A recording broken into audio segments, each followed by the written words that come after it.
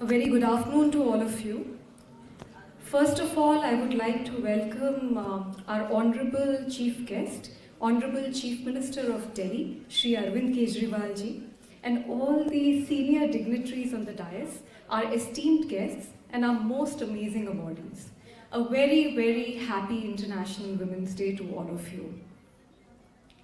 जब मैं दिल्ली महिला आयोग में पहली बार आई, तब मैंने देखा कि मुझसे पहले की जो अध्यक्ष थी, उन्होंने 8 साल में सिर्फ एक केस की सुनवाई की थी। हमने पिछले 6 साल में 1 लाख से ज्यादा केसेस की सुनवाई करी है। एक ऐसा सिस्टम बनाया है जिसमें 181 विमेंस हेल्पलाइन के द्वारा हर दिन 2000 से 4000 कॉल्स हमारी 181 हेल्पलाइन पर आती हैं। इसके जरिए हम लाखों लड़कियों को डायरेक्टली मदद करते हैं उन तक पहुंचकर, और कई हजार लड़कियों को, बच्चियों को हमने सेक्स ट्रैफिकर्स के चुंगल से बचाया है। 2018 में एक 8 महीने की बच्ची के साथ बर्बरता से रेप किया गया था दिल्ली में। वो खूनम खून थी, उसके 3 ऑपरेशन हुए तब जाकर उसकी जान बची। और उसके बाद मैं अनशन पे बैठी, मैंने आमरण अनशन करा, क्योंकि मेरी ये मांग थी कि छोटे बच्चों के बलात्कारियों को फांसी की सजा होनी चाहिए। मेरे अनशन के 10वें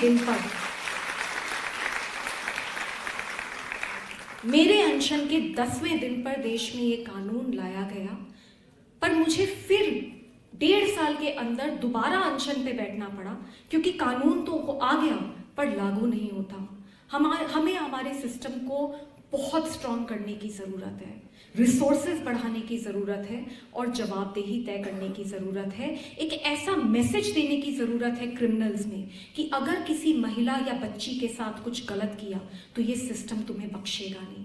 ये संघर्ष हम लोग दिल्ली महिला आयोग में दिन रात कर रहे हैं।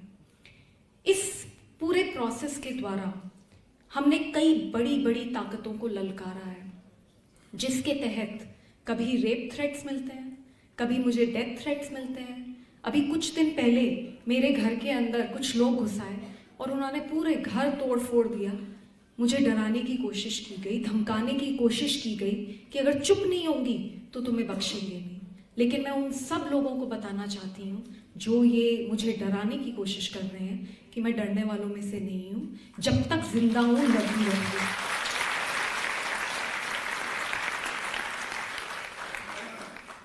और ये संघर्ष मैंने बचपन से सीखा है।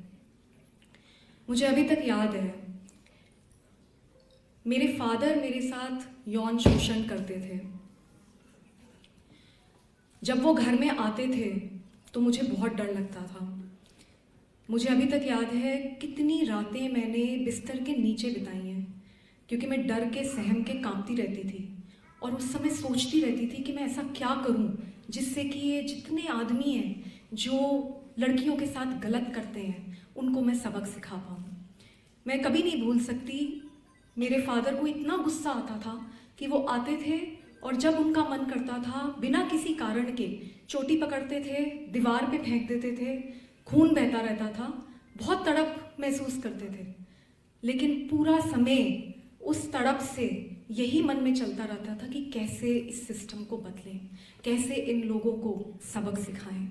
अगर मेरी ज़िंदगी में मेरी माँ, मेरी मासी, मेरे मौसा जी और सबसे इम्पॉर्टेंट अगर मेरे नानी नाना नहीं होते तो मुझे नहीं लगता कि मैं इस चाइल्डहुड ट्रॉमा से कभी भी उभर पाती और कभी भी आज आप लोगों के बीच में खड़े होकर इतने बड़े बड़े काम मैं कर पाती।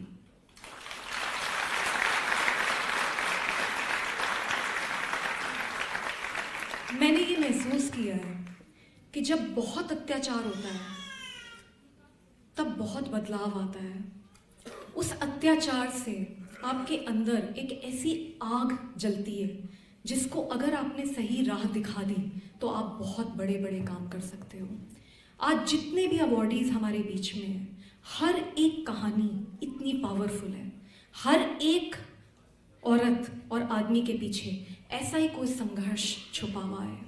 उन्होंने अपनी जिंदगी से लड़ना सीखा, उस समस्या से ऊपर बढ़ना सीखा और जिंदगी को एक नया मकाम दिया।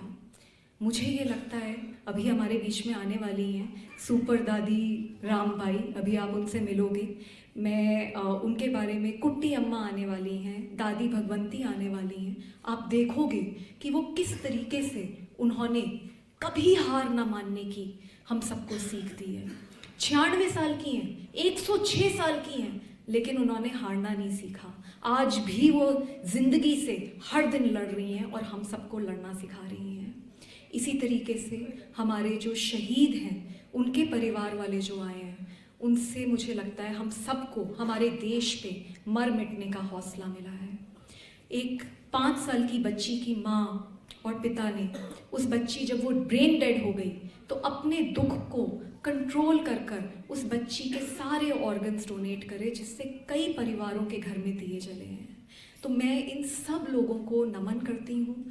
आज इतने अच्छे अच्छे अवॉर्डीज़ हमारे बीच में हैं और उन सब से मैं बहुत सीख रही हूँ और मेरे अंदर एक बहुत ज़्यादा आज ऊर्जा आई है और मैं उन सब का तहे दिल से धन्यवाद करती हूँ। इनफैक्ट मैं तो ये कहना चाहूँगी कि हम उन्हें क्या सम्मान देंगे, वो अपने आप में इतने सम्मानित हैं और हमारे मंच पर आकर मुझे लगता है उन्होंने हमें बहुत सम्मान दिया है। तो मैं उन सब की बहुत बहुत शुक्रगुजार हूँ। And in the end I just want to say that today's experience, today's day is very valuable for me. और मैं जब घर जाऊँगी, I think I will be more powerful, I will be more strong, I will be more beautiful, and I think the same will be for everybody who's attended this award ceremony. I really again want to thank our Honorable Chief Minister Shri Arvind Kejriwal ji. उन्होंने हमेशा दिल्ली महिला आयोग को support करा है और निस्वार्थ support करा है और हमेशा बोला है कि आगे लड़ो और लड़ते रहो और हम सब साथ हैं। Thank you so much. जय हिंद।